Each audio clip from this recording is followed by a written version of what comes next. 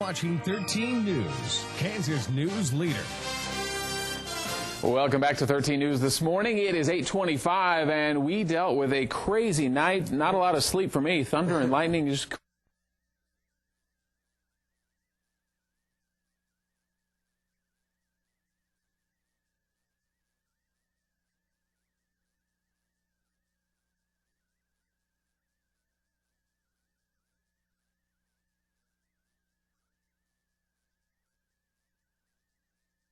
Watching 13 News, Kansas News Leader.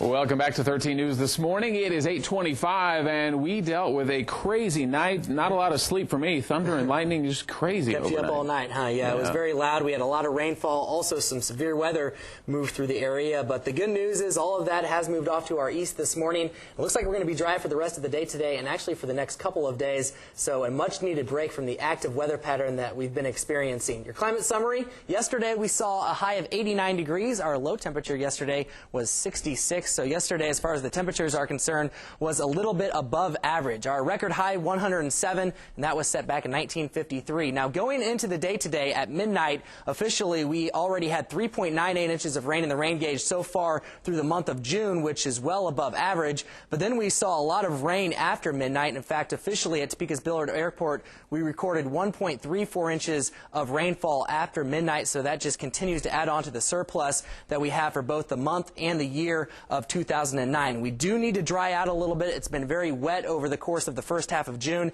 it looks like we are going to see some dry weather at least for the next few days. Some rainfall totals over the course of the last 24 hours, 2.14 inches of rain in Manhattan, 2.06 for Hiawatha. Heavier totals were actually in our southern counties, and officially at the Emporia Airport, 2.66 inches of rainfall, but some areas around Lyon County and Coffee County saw 3, 4, 5 inches of rain, and because the heavier rainfall was to our south, that's where we have flood warnings this morning. Flash flood warnings for the county shaded in red. That's going to be Chase and Marion County, and also for Lyon and Coffee County, those green shaded counties. We have river flooding ongoing. The Neosho River is out of its banks. So if you encounter any floodwaters, especially in our southern counties, make sure you turn around, don't drown, don't mess with those floodwaters.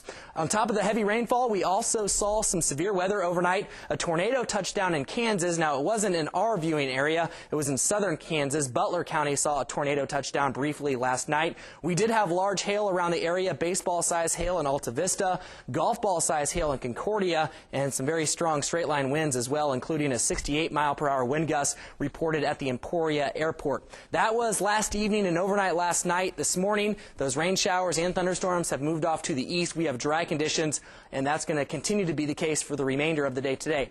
Temperatures as we start off this Tuesday morning, everyone in the 60s, 66 right now in Manhattan, here in Topeka, 68 degrees, and currently sitting at 64 degrees for Emporia. Now, temperatures are going to warm up because that sun will come out later this morning and this afternoon. Will likely top out in the upper 80s, but our heat index value is likely going to be above 90 degrees because we have a lot of moisture in the air. Dew points measure moisture levels, and with a dew point of 65 degrees, we do have quite a bit of moisture out there, and our winds are going to be out of the south today. Right now, a 3-mile-per-hour breeze in Topeka. Generally, they're going to be between 5 and 15 miles per hour, and that south wind will help to bring in more moisture into the atmosphere. And this afternoon, it's certainly going to be hot and muggy, and those conditions will continue for the next couple of days. Those showers and storms developed yesterday and moved to our east this morning. Now some heavy rain across portions of Missouri, moving into the mid-Mississippi River Valley. Clouds already starting to move from west to east, clear skies in central Kansas, and this cloud bank will continue to move to the east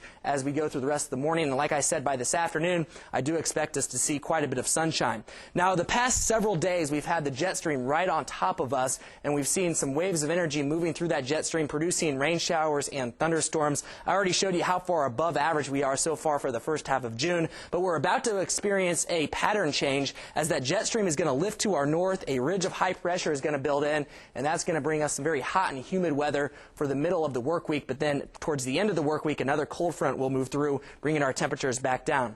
89 for your high today. Those storms have already exited the area. Now we're just waiting for those skies to clear out, and it's really going to be a pretty nice afternoon, a hot afternoon, a great afternoon maybe to head off to the pool. Overnight tonight, look for a low of 69 degrees with partly cloudy skies, a much-needed quiet night, and then on Wednesday, look for lots of sunshine with a high of 94. On Thursday, another hot and humid day, a high of 95. I tell you what, on Thursday afternoon, we may see some locations with heat index values approaching or even exceeding 100 degrees. A cold front moves through on Thursday, a chance of showers and storms overnight Thursday night, and then cooler conditions on Friday with a high of 87. But the main difference between Thursday and Friday, you're going to notice much lower humidity levels on Friday. The heat and humidity builds right back in for the weekend, and that's right on cue because this Sunday is June 21st, and that is the summer solstice, the official start to summer. We're going to see a high of 92 degrees. Time is now 8:30. We'll be right back on 13 News after the break.